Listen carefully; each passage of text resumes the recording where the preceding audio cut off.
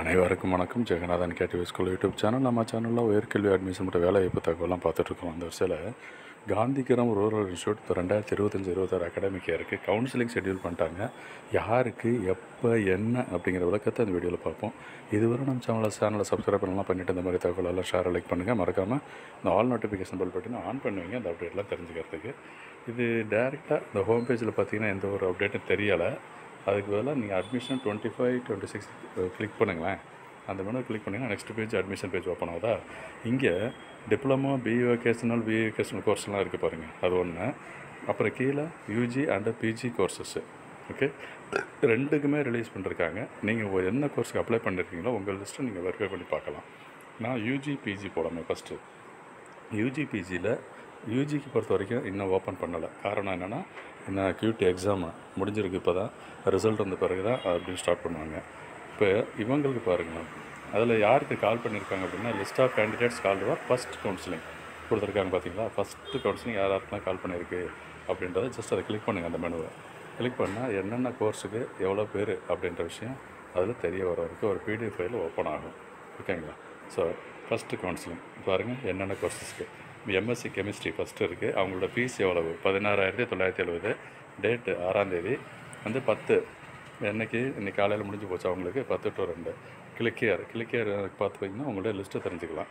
For example இப்போ எல்லாமே 6ஆம் தேதி தான் அதெல்லாம் கொடுத்துருக்கு. ஸோ இப்போ ஃபஸ்ட்டு ரவுண்டுக்கு ஷெட்யூல் பண்ணி எவ்வளோ பேர் நான் அலாட் ஜாயின் பண்ணியிருக்கேன் அப்படிங்கிற விஷயம் எனக்கு தெரியாமல் இருக்குது.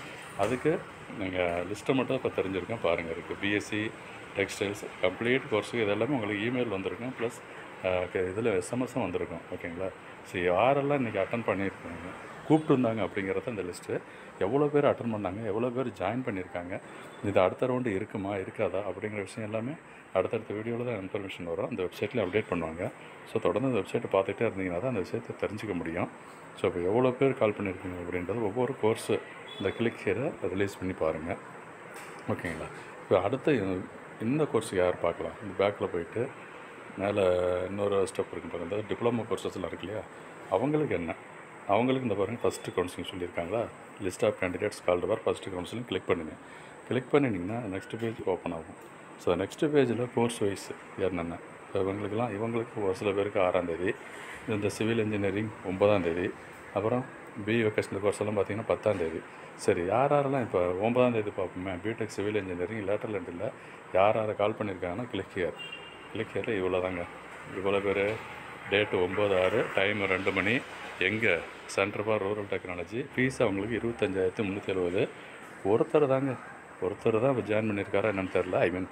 ஷார்ட் லிஸ்ட் பண்ணியிருக்காங்களா என்னென்னு தெரில. ஒருத்தருக்கு மட்டும் தான் லிஸ்ட்லேயே இருக்கார் அந்த பிடெக் கோர்ஸுக்கு. இது போல் மற்ற கோர்ஸஸுக்கு செலக்ட் பண்ணி பாருங்கள்.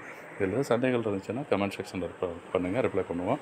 வாட்ஸ்அப் குரூப் லிங்க் இருக்குது. கேடிவி ஸ்கூல் ஸ்டூடெண்ட்ஸ் அண்ட் பேரண்ட்ஸ்னு தனித்தனி குரூப்பு, அதில் நீங்கள் ஜாயின் பண்ணிக்கலாம். அதனுடைய லிங்க்கு வீடியோ டிஸ்கிரிப்ஷன் கொடுத்துருக்கேன், பாருங்கள். இது வேறு சேனலை சப்ஸ்கிரைப் பண்ணணுன்னா பண்ணிவிடுங்க. தேங்க்யூ.